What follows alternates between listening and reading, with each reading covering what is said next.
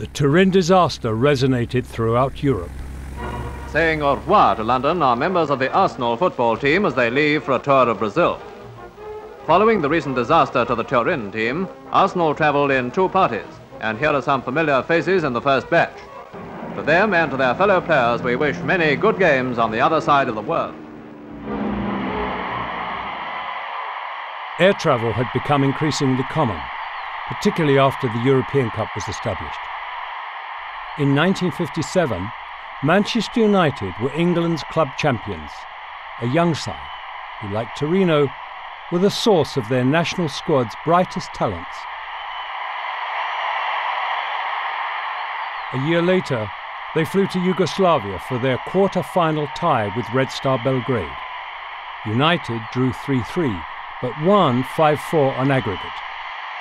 With a semi-final to look forward to, the squad began the long journey back to Manchester.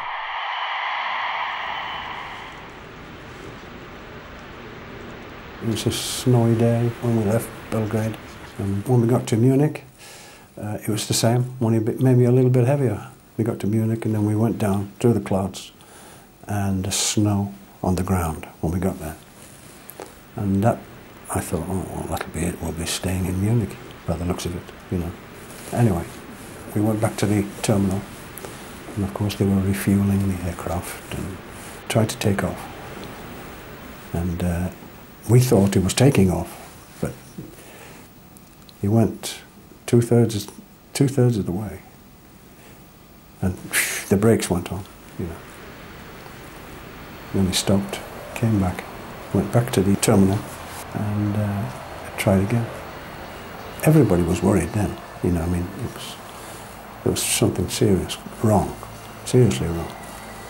And we all could feel it. And we got back into the aircraft.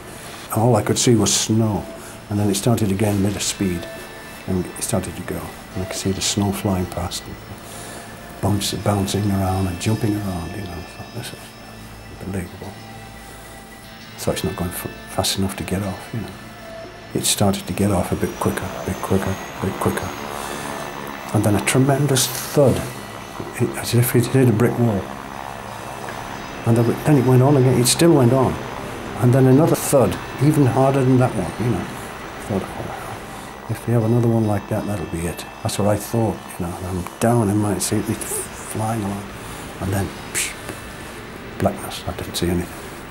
Out. The Munich air crash killed 23 passengers, 8 of them players.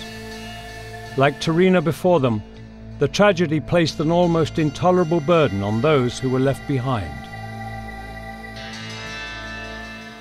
My life was never the same. You know, suddenly all my pals were missing, and I'm playing in a team that was full of enthusiasm and had the whole world at their feet.